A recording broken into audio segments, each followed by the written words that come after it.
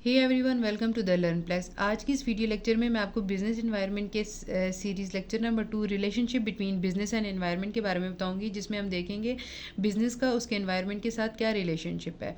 Last video lecture में भी मैंने आपको बताया कि बिजनेस का उसके एनवायरनमेंट के साथ डायरेक्ट रिलेशनशिप है।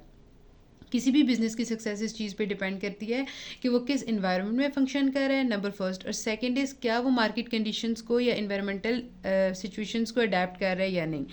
तो इसको हम यहाँ पे ज़रा डिटेल में देखते हैं। The relationship between business and its environment can be explain by following points. Business is effected by its environment and in turn to some extent it will also influence the external factors. अब business के environment पे दो तरह के factors affect करते हैं। Number first is internal factors and second is external factors. Internal factors जो होते हैं बिजनेस उनको डायरेक्टली कंट्रोल कर सकता है, लेकिन जो एक्सटर्नल फैक्टर्स होते हैं वो एक्सटर्नली फोर्सेस के थ्रू बिजनेस पर इंप्लीमेंट होते हैं और जिनको बिजनेस कंट्रोल नहीं कर सकता।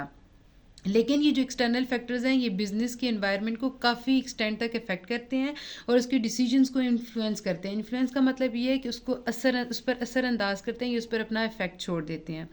Similarly economic environment influence socio cultural environment and vice versa. Other environmental factors also have some relationship with each other. अब एक्सटर्नल फैक्टर्स कौन से हैं? Technological factors, legal factors, democratic factors, political factors, ये सारे external factors हैं और ये किसी ना किसी तरह बिजनेस को अफेक्ट करते हैं, बिजनेस की डिसीजन को अफेक्ट करते हैं, उसके ऑपरेशंस को अफेक्ट करते हैं, उसके जो फंक्शंस हैं उसमें हिंड्रेंस करते हैं।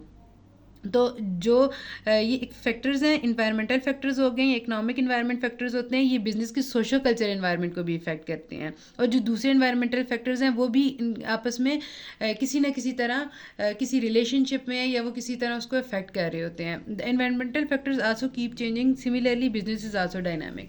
अब जो इन्वायरमेंटल फैक्टर्स हैं ये कॉन्स्टेंट नहीं रहते, ये वेरी करते रहते हैं, टाइम के साथ चेंज होते रहते हैं।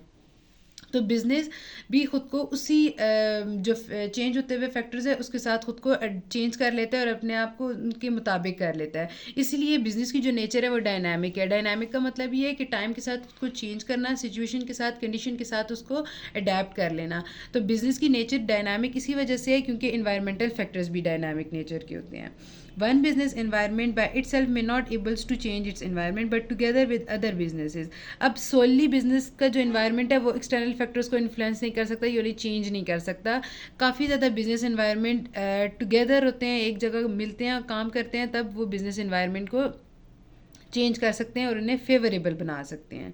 It will be in positions to mould environment in its favour. अब जो फैक्टर्स हैं मुख्तलिफ जो बिजनेस इन्वायरमेंट होते हैं वो टुगेदर होते हैं, वो काम करते हैं, वो और जो फैक्टर्स चेंज होते हैं उनको अपने लिए फेवरेबल बना लेते हैं, अपने आप को उन फैक्टर्स के मुताबिक एडजस्ट कर लेते हैं, उन्हें अडेप्ट कर लेते हैं ताकि वो फंक्शन उनकी सक्सेस का, उनकी ग्रोथ का ज़रिया बन सके।